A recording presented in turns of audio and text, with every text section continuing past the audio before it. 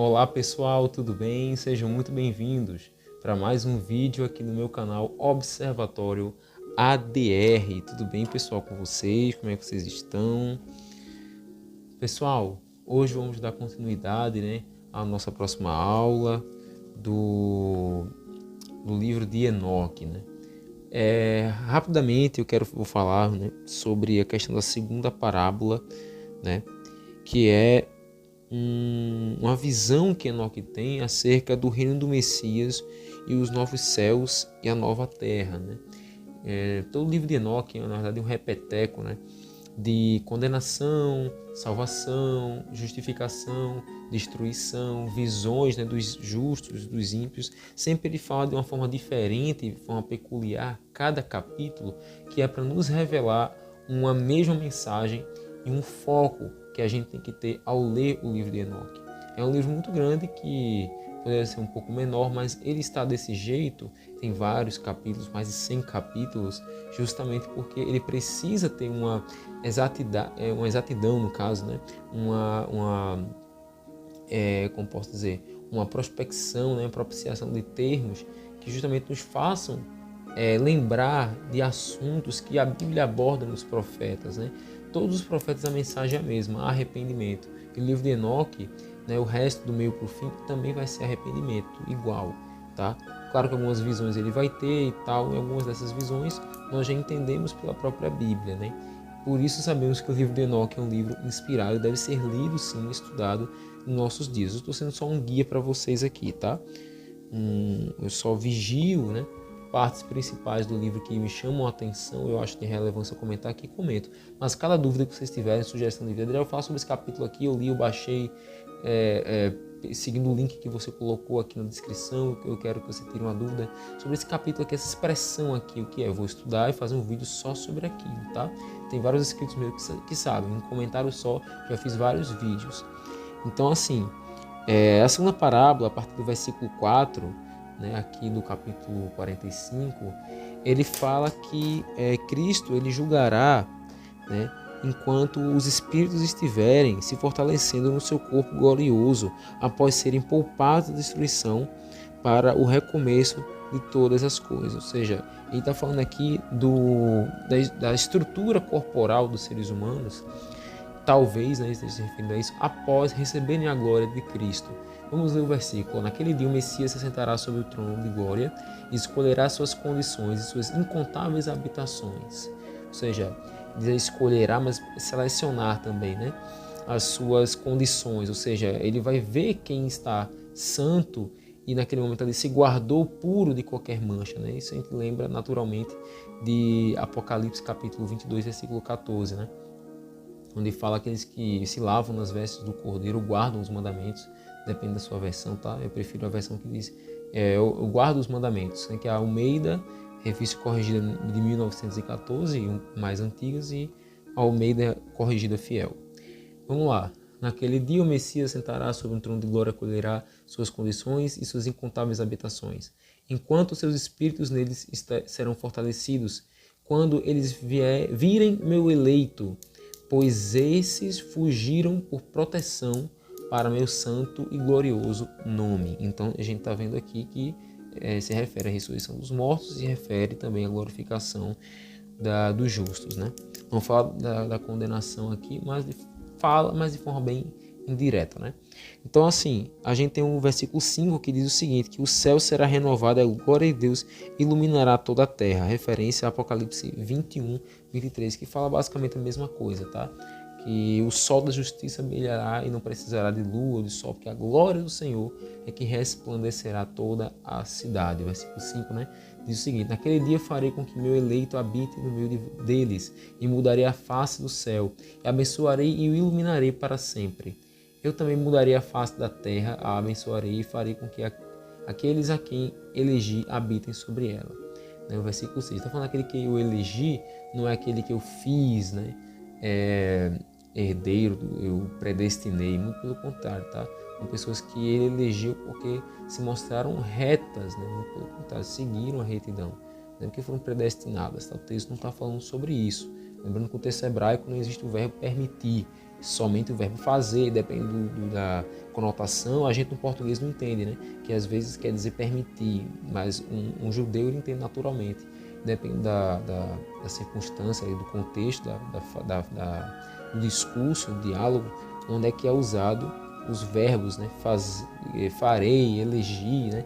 Tudo no passado, no quesito imperativo. Sou professor de língua portuguesa ou de linguagens, mas tem professores que são, e na faculdade de teologia a gente tem que estudar e debater com textos assim complicados, né? E a gente tem que entender que nem tudo é eu fiz, eu ordenei e tal, muitas vezes é permissão, tá? Outra coisa, o capítulo 46, o capítulo seguinte, fala uma coisa interessante, fala do ancião de dias e o filho do homem. Né? Pelo título, para quem lê o livro de Daniel, sabe que esse texto está falando diretamente do ancião de dias do livro de Daniel, que é como se fosse uma imagem figurada do Senhor, né? Que nele está toda a sabedoria acerca dos tempos, do fim, do início e das revelações. É Deus que revela e envia seus anjos, seus emissários. Cristo é um porta-voz de Deus na terra, que com seu sangue, né, pagou preço alto pelo pecado. Então diz o seguinte, que o ancião de dias e o filho do homem aqui, nesse capítulo 46, se refere a um simbolismo de Deus no seu trono, dando a Cristo toda a autoridade sobre a terra. A gente lembra naturalmente Daniel 7, do versículo 9 ao versículo 23, né? Daniel capítulo 7, versículo 9 ao 23. A gente lembra desses versículos, né, Daniel, ao ler o versículo 1, que diz assim, ó, ali eu vi o ancião de dias, cuja cabeça era igual a branca lã, e com ele outro, cujo semblante assemelhava-se ao do homem. Então, esse outro é Cristo, né? E ele diz, nos versículos seguintes, a mesma coisa, que dá a ideia de que esse homem recebe, no caso, esse outro ser, né? Ele carrega o semblante do homem, ele tem a sabedoria dada pelo ancião de dias, tá? A gente lê também os versículos 6 a 8, que eu achei também muito interessante da gente ler sobre eles, tá? A gente conferir, é muito bom a gente examinar esses versículos, tá bom? Diz o seguinte, ele lançará reis dos seus tronos e de seus domínios, porque eles não o exaltarão, não o louvarão nem se humilham diante dele, de Deus, pelo qual seus reinos lhe foram dados. Versículo 7. Igualmente, o semblante do poderoso ele lançará abaixo, enchendo-os de confusão. Versículo 8. Escura será sua habitação e vermes serão sua cama. Deste seu leito eles não esperam levantar-se novamente, porque eles não exaltam o nome do Senhor Deus. Galera, esse versículo eu achei muito interessante, sobretudo o 8, porque é o seguinte, a gente tem a primeira seção aqui, ó, ele lançará reis de seus tronos e de seus domínios, porque eles não o exaltaram. Ou seja, louvaram a si mesmo, né? Não se humilharam diante do Altíssimo. A gente tem essa profecia cumprida quando Nabucodonosor ele foi tirado do seu trono por 7 anos. Né? E depois de 7 anos voltou engrandecendo ao Senhor. Em Daniel 4, os versículos 25 ao 31. Você pode ler na sua Bíblia, anote aí esses versículos que eu estou dizendo para você ler depois. Você tem depois Belsazar morto no dia da comemoração de uma suposta vitória contra os persas, né? Em Daniel 5, mas os persas vêm contra ele e Daniel profetizou que o próprio Deus, o próprio Criador escreveu, né? Lá no palácio, na parede do palácio, Mene, Mene, Tekel, Parsim, quer dizer dividido, medido, pesado, dividido. Né? Mene, Mene, Tekel, Parsim. Então é interessante a gente lembrar desses textos quando vai estudar o livro de Enoque, pensar esses textos aí, pensar esses ensinos e a gente linkar uma coisa com a outra, tá? O objetivo é mais de estudo e também é edificação pessoal, porque a gente não pode deixar nunca de agradecer a Deus. Às vezes a gente agradecendo somente nossos esforços, a gente esquece quem nos permitiu ter aquela possibilidade de executar determinada intenção. Então, a gente tem depois aqui no final esse versículo 8, escura será sua habitação, vermes serão sua cama. Está falando dos homens que, né, são soberbos e se acham Deus, né? Falando do que o eleito fará, né? Do que o próprio Deus no seu dia se encarregará também de fazer até a vinda do Messias. Então ele diz o seguinte, né? Que deste leito eles não esperam levantar-se novamente, porque eles não exaltam o nome de Deus, do Senhor Deus. Então vocês estão vendo que quem lê o livro de Macabeus sabe que isso é um cumprimento de profecia o Celeus de Etíoco Epifânio, que ele morreu cheio de vermes na barriga. Você pode ler sobre isso em 2 Macabeus capítulo 9. O capítulo inteiro fala da morte, né, trágica dele através da infecção que ele tem. E os soldados, a Bíblia diz que os soldados saíram de perto de Etíoco Epifânio porque ele fedia tanto que a tenda dele também fedia aos vermes que comiam suas entranhas. Então, gente, é uma coisa que, se você ler o capítulo 2 de Macabeus, você vai entender isso. Passando bastante aqui, indo justamente para capítulos em que nos interessam, o capítulo 51, versículo 4, é bem interessante também do livro de Enoque. Fala da ressurreição dos mortos, a separação pelo juízo de Deus, do justo e do ímpio, né? Porque Cristo não julga os mortos, né, na parte do juízo.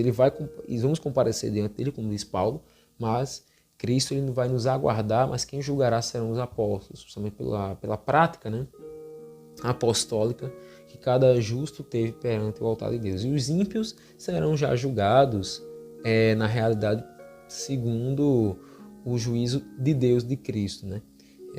Está falando aí de Deus, mas é a mesma coisa, né? Deus, o Messias, os mesmos, né, que julgarão os ímpios, tá bom?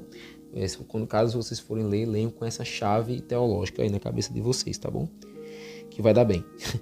Então, assim, esse versículo 4 ele é interessante, porque ele diz o seguinte: naqueles dias as montanhas saltarão como rãs, e os montes pularão como jovens ovelhas, saciadas com leites, e todos os justos se tornarão iguais aos anjos nos céus.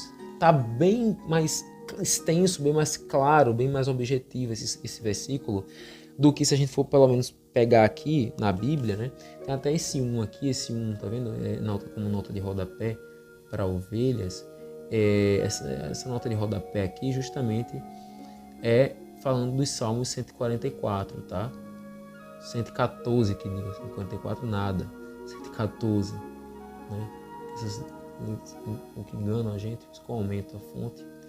Mas o versículo 4 de Enoque 51 bate justamente com os versículo, né, 4 de Salmos 114, que diz assim: os montes saltaram como carneiros e os outeiros como cordeiros. Então está aqui na Bíblia, tá? Na minha versão Almeida Corrigida Fiel, para vocês compararem aí, tá bem parecido, tá? Outra coisa, capítulo 55, versículo 4, passando bastante aqui, ele vai dizer o seguinte, ó. Versículo 4 vai dizer assim: mas eu colocarei um sinal nos céus, e eles serão a fiel testemunha entre mim e eles, e para sempre, tanto quantos os dias do céu durarem sobre a terra. Ele está falando aqui, se eu não me engano, é sobre o sinal do juramento de Deus para com o homem. Está falando de Noé, que pela Bíblia é o arco-íris, né? Como o diabo deturpa tudo, hoje é o símbolo de outro movimento que a gente sabe que biblicamente é extremamente condenável, mas não posso falar porque eu não estou afim de levar um strike aqui nesse vídeo. Então, assim, pessoal, o versículo 4 ele se remete a Gênesis 9, versículo 13, tá? Justamente devido ao símbolo do arco-íris, sinal, né? Aqui, a nota de rodapé fala algo semelhante, né? Aqui, ó, Gênesis 9, versículo 13, tá bom? Como está aqui na nota de rodapé, relativo ao versículo 4, do capítulo 55, tá bom? Então, vocês tenham entendido aí. Outra coisa, o capítulo seguinte, o capítulo 56, aqui embaixo, ele fala de uma coisa bem interessante, né? Em si. Ele fala da última luta dos poderosos pagãos contra Israel. Como ele é bastante pequenininho aqui, sabe? Não vai dar para ler tudo, mas esse salmo aqui, esse capítulo, aliás, ele dá uma ideia de Gog e Magog, né? Que Ezequiel tem uma revelação, ele escreve, já fiz vídeo sobre isso aqui no canal também, quando eu expliquei sobre a questão da guerra da Rússia com a Ucrânia e tal. Eu explico o que significaria, né, nos meus estudos, segundo alguns especialistas, essa visão, essa revelação que Ezequiel escreve no capítulo 38 e o 39, né? Os dois capítulos são correspondente sobre Gog e Magog, que é essa guerra que povos se juntarão, né, aliados contra o povo de Deus. E também faz referência com Apocalipse 20, 8 a 10. Esses 3 versículos também mencionam novamente Gog e Magog, né? Então é bem interessante vocês darem uma lida. E no capítulo 57 a gente tem o fim, né, da visão, que a gente tem aqui da segunda visão, porque é o retorno da dispersão dos filhos de Deus, tá? Eles vão voltar até a Deus, a segunda parábola, né? O fim da segunda parábola. Eles vão voltar a Deus e se arrependerão dos seus pecados, tá bom? Então, pessoal, espero que vocês tenham entendido. No próximo vídeo falaremos sobre a terceira parábola e as bem-aventuranças dos santos, tá bem? Um abraço a todos vocês, até o próximo vídeo. Nunca deixe de observar a verdade nunca. Tchau, tchau.